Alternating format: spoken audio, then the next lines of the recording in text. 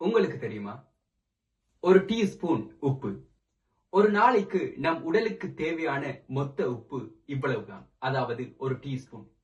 ஆனால் நாம் தினமும் சாப்பிடும் சில உணவுகளில் மட்டும் இதைவிட அதிக உப்பு மறைந்திருக்கிறது, நமக்கு தெரியாமல். த ஹிடன் சால்ட், மறைந்திருக்கும் உப்பு. வணக்கம், நான் அகார் அஹ்மத். நான் ஒரு மருத்துவ மாணவன். இன்று நாம் பேசப்போவது நம் அன்றாட உணவில் மறைந்திருக்கும் உப்பு. அது எமது உடலை, அதாவது இரத்த அழுத்தத்தை எவ்வாறு பாதிக்கிறது மற்றும் இதை பற்றி அறிவியல் என்ன விளக்கம் கூறுகிறது. முதலில் ஒரு சிறிய அறிவியல் பரிமாறிக்கொள்கிறேன், நானும் நீங்களும் விளங்கும்படி. நாம் உப்பு சாப்பிடும் பொழுது, அதனை எம் உடல் உட்கொள்ளும் பொழுது, அதில் இருக்கும் சோடியம் இரத்தத்தில் கலக்கிறது. அது இரத்தத்தில் கலந்தால், உடலில் சோடியம் அதிகமானால் அதை சமன் செய்ய தண்ணீரை இரத்தத்தில் தக்க வைக்கும். இவ்வாறுதானே எம் இறைவன் எம் உடலை படைத்திருக்கிறான். இதனால் இரத்தத்தின் அளவு அதிகரிக்கிறது. அதிக இரத்தம் அதே இரத்த குழாய்க்குள் அழுத்தத்தை கூட்டுகிறது. இதுவே த ஹை பிளட் பிரஷர், உயர் இரத்த அழுத்தம். உலக சுகாதார நிறுவனம், அதாவது வேர்ல்ட் ஹெல்த் ஆர்கனைசேஷன் WHO, ஒரு நாளைக்கு 5 கிராம் உப்பு மட்டுமே போதும் எமது உடலுக்கு, அதாவது மீண்டும் ஒரு டீஸ்பூன். எமது இலங்கையர்கள் அதிகமாக விரும்பி உண்ணும் உணவுகளை பற்றி பார்க்கலாம். முதலாவதாக கரவல, அதாவது கருவாடு.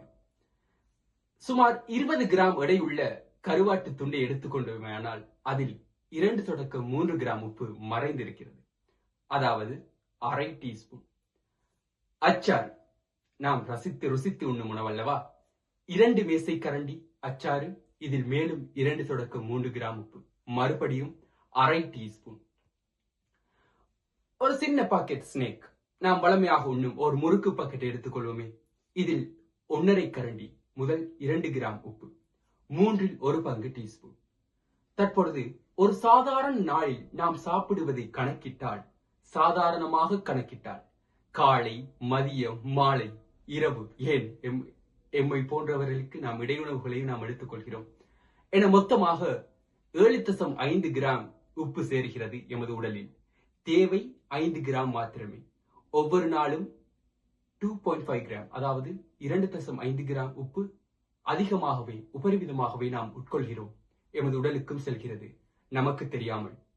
இப்பொழுது மருத்துவ மாணவனாக நான் சொல்வது என்னவென்றால், நாம் இவ்வாறான உணவுகளை உண்ண வேண்டாம் என்று கூறவில்லை, ஆனால் அதனை எவ்வாறு உண்ண வேண்டும் என்பதை நான் கூறுகிறேன். கருவாட்டை எடுத்துக்கொள்வோமே, ஆனால் சமைக்கும் முன் 30 நிமிடம் ஊற வையுங்கள். தண்ணீரை மாற்றுங்கள். 15 தொடக்கம் 20% உப்பு குறை. அச்சாறு தினம் வேண்டாம், வாரத்தில் 2 முறை மட்டும், சின்ன அளவு மட்டும். பாக்கெட் ஸ்நாக்ஸ் சிறுவர்கள் அதிகமாக விரும்பி உண்ணும் உணவு அல்லவா, நாம் தவிர்த்து கொள்ள முடியாது. தவிர்த்து கொண்டால் நல்லம், ஆனால் இதனை உண்ணும் போது பகிர்ந்து சாப்பிடுங்கள். முழு பாக்கெட்டும் வேண்டாம். உப்புக்கு பதிலாக எலுமிச்சை, பச்சை மிளகாய், இஞ்சி, கறிவேப்பிலை, இவை ருசி தரும், மேலும் உடலுக்கு ஆரோக்கியமானவையும் கூட. பொட்டாசியம் உப்பை வெளியேற்ற உதவும். உங்கள் இரத்த அழுத்தத்தை தெரிந்து கொள்ளுங்கள். அடிக்கடி அதனை பரிசோதித்துக் கொள்ளுங்கள். வைத்தியரிடம் செல்லுங்கள். மருந்தகங்களில் இலவசமாக வீடுகளிலே நீங்கள் இரத்த அழுத்தத்தை பரிசோதிக்கும் மெஷின்களை வாங்கி வைத்துக் கொள்ளலாம். மருத்துவ ஆலோசனை தேவைப்பட்டால் mediplex.lk இதை பார்வையிடுங்கள். அங்கு தமிழில், ஆங்கிலத்தில், சிங்களத்தில் உங்களுக்கு தேவையான மொழியில் அவர்கள் உங்களுக்காக உதவுவதற்கு காத்திருக்கிறார்கள். ஆன்லைன் வசதியும் கூட. தயவு செய்து இந்த வீடியோவை லைக், ஷேர், கமெண்ட் செய்யுங்கள். மேலும் அதிக தகவல்களுக்கும் உங்களது ஆரோக்கியத்தை உறுதிப்படுத்திக் கொள்வதற்கும் mediplex.lk நாடுங்கள். நான் உங்கள் அகார் அஹ்மத். எங்கள் நிபுணர் மருத்துவர்களுடன் ஆலோசனை நேரத்தை வழங்க உங்களுக்காக காத்துக் கொண்டிருக்கிறார்.